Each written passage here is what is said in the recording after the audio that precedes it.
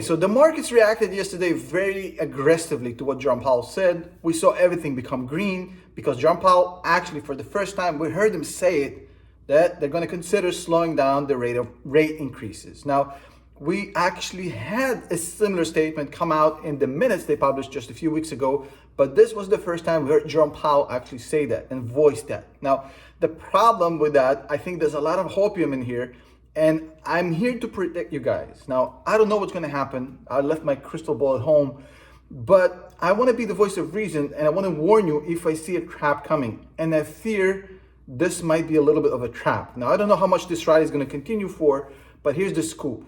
Look, I think everybody is misunderstanding a little bit of what Jerome Powell actually said yesterday.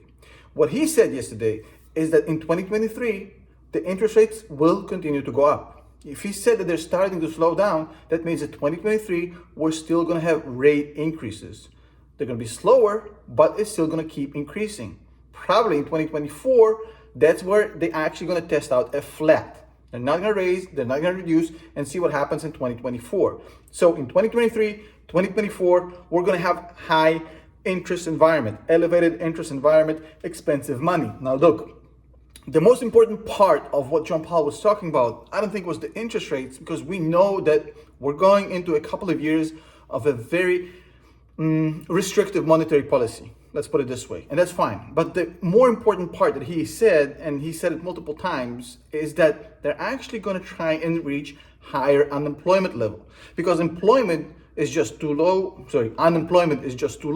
which means that the job market is too hot, which means the economy is just too damn strong right now. And if we're trying to reduce inflation, we have to address the fact that there's just too much demand for goods and services right now. I mean, essentially saying things are too good right now, everybody's spending money like crazy, prices are still elevated for goods and services. Now, what he's talking about is a very important metric. And I know it might seem trivial to you, because look, right now we're at 3.7% unemployment. And what Jerome Powell is aiming is at 5% unemployment, 4.5% to 5% unemployment. Now, that might seem trivial to you. You might say, well, Tom, what's the difference between 3.7% and 5%? It's a huge difference.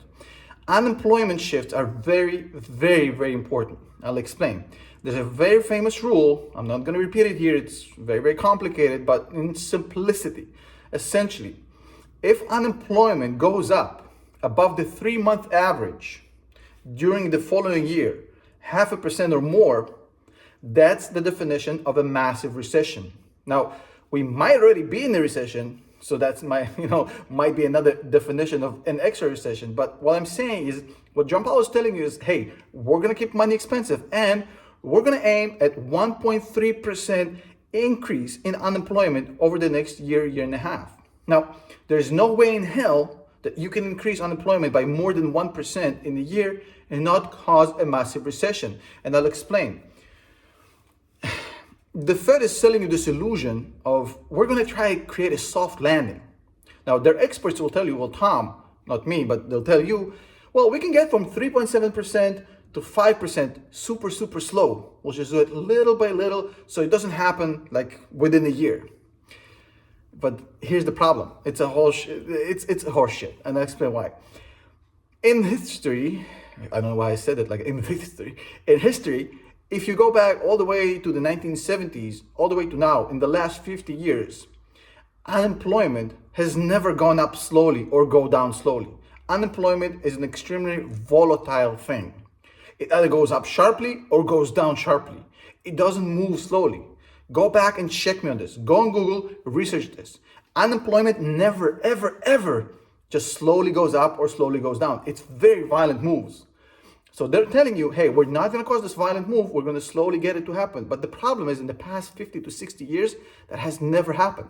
The monetary policy has never allowed that. No central bank in the US ever, I don't know what's going to happen today, ever caused unemployment to go up and down slowly. That's just not happened. So the whole soft landing narrative, is a lot of hopium in there. There's a lot of wishful thinking. I believe it's a whole bunch of bullshit. Now, the problem is that unemployment here is the key to our economy, or rather employment. Because think about it this way. We have a pyramid, right?